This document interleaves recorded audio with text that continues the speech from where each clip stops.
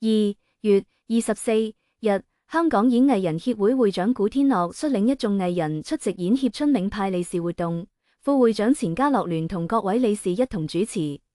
古天樂親自為在場所有演員派利是，大家聚埋一堂，場面非常熱鬧。周家怡、黃日豪、麥子樂、岑樂怡、岑嘉琪、小肥、趙善恒、鄭蚊等演員現身，仲有好多已經退休的老戲骨，包括羅蘭、余慕蓮、馮素波、劉江、程可為、吳婉儀、梁寶貞、黃夏蕙、陳勉良、黃蚊標等人，老友重逢，暢敘舊情。早前，香港演藝人協會第17屆理事會換屆選舉，古天樂獲一致推薦連任會長，錢嘉樂、張繼聰出任副會長。今次春茗派利是活動，周家怡擔任秘書長，岑樂怡擔任司庫。古天樂戴住眼鏡現身，同往年一樣，親自為全場會員派利是。古天樂同協會同事仲一齊派發福袋，張繼聰、周家怡等人亦帶來贊助禮品同抽獎禮物，每位藝人都滿載而歸。值得一提嘅係，現場古天樂為吳婉儀、程可為、劉江三位演員頒發傑出藝人貢獻獎，三位都係演藝界貢獻多年嘅前輩，今年獲獎實在實至名歸，恭喜晒！古天樂同錢嘉樂將獎項交到劉江手上，多謝佢多年默默為演藝界付出，塑造無數經典角色。劉江就好低調咁表示，多謝大家冇忘記我，記得我呢個舊演員，今次係我第一次出席，見到大家好開心，多謝大會頒獎，我覺得自己仲未夠資格。古天樂多謝劉江應邀出席，吳婉儀亦多謝古天樂會長同各位理事，大讚佢哋好有心，一直默默為演藝界付出。程可為領獎時笑住講，到呢個年紀仲有機會演戲，係興趣亦都好難得，感激上天俾我智慧，仲有呢塊面，而家都仲睇得，多謝大家。現場仲有 TVB 大姐大羅蘭，91歲高齡依然精神奕奕，大家紛紛上前同佢合照。不過羅蘭就話自己對腳行動唔方便，天氣凍就會腿痛，所以新年期間都唔敢周圍走。而家每日同朋友打電話傾偈，出席活動好開心，可以見到好多舊朋友。大家都多謝古天樂為老演員派利是，錢幾多唔重要，最緊要係佢哋撐住 TVB 嘅人情味。好似劉江、羅蘭呢班老藝人，敬業精神刻入骨髓，將演戲當成一世嘅事業，實在值得敬佩。網友都話佢哋呢一代人謙虛又務實，好多綠葉演員一生都敬畏住演員呢份工。佢哋活到老演到老，熱愛不減，對小舞台小角色嘅付出，大家都睇在眼內，多謝佢哋。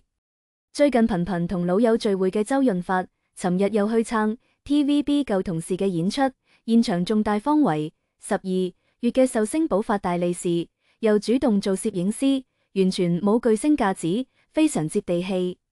從在場 TVB 藝人晒出嘅相可見，一頭白髮嘅發哥着住紅色運動外套，全程笑容滿面，好喜慶。今次係84歲老戲骨盧海鵬嘅告別演唱會，發哥早早就到，全程好積極，仲不停做人肉自拍杆，招呼黃日華、苗僑偉、戚美珍、吳麗珠、葉振棠等一班老友合影，氣氛超好。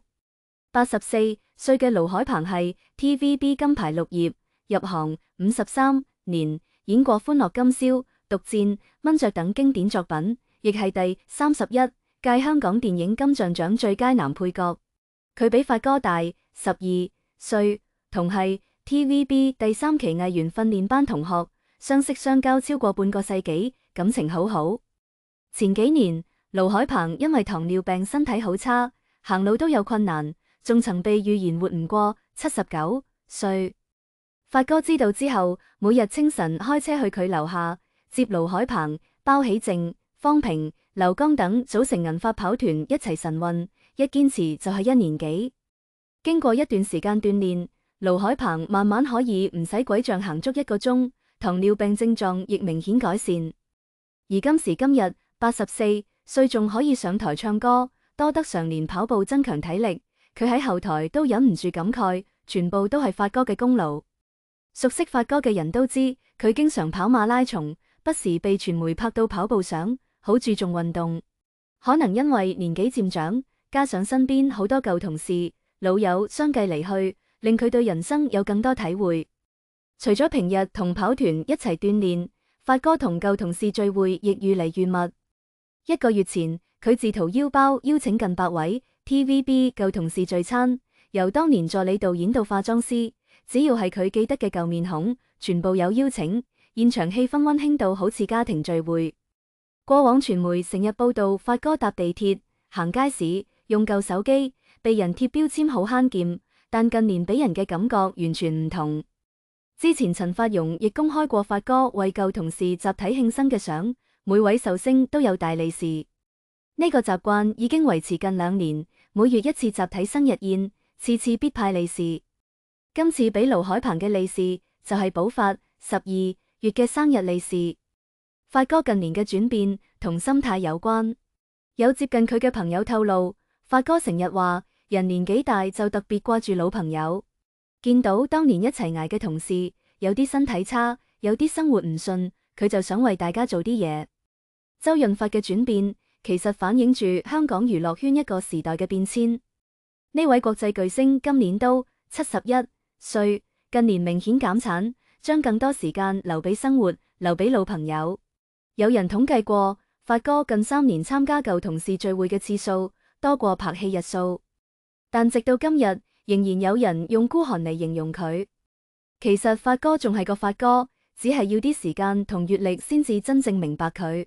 當老一輩藝人漸漸淡出，黃金時代回憶愈行愈遠，我哋應該珍惜嘅唔止係周潤發嘅慷慨，更加係呢班老友重聚，為我哋帶嚟回憶殺嘅每一日。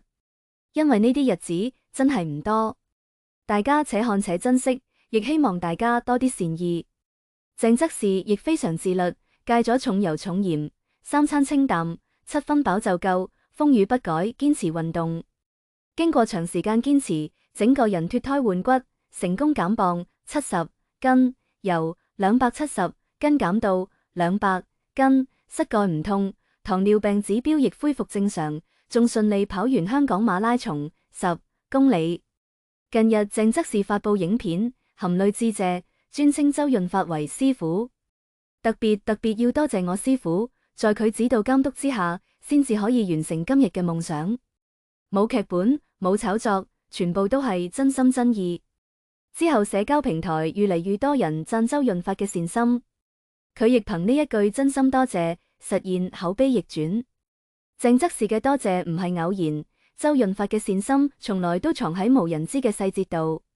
佢從唔將善良掛嘴邊，卻一直默默行動。佢組建嘅銀髮跑團不止幫到鄭則仕，仲帶動包起靜、劉江等一班高齡藝人，陪佢哋運動健身，改善身體。因為自己淋過雨，所以總想為人哋撐遮。周潤發嘅低調同言行一直被閃光燈放大審視。至於災難面前有冇匿名捐款，我哋唔知。但善意從來冇高低之分，無論係真金白銀，定係默默陪伴，只要真心付出，就值得尊重。一代人心目中嘅傳奇，曾跌落谷底，被誤解、被嘲諷嘅周潤發，最終靠一份老友情，實現口碑逆轉。人生如戲，戲如人生。真正打動人心嘅，從來唔係人設，唔係口號，而係藏喺歲月入面嘅真心同善良。新春將至，願我哋都睇得清真心，珍惜善意，亦願每一份默默付出都唔會被辜負。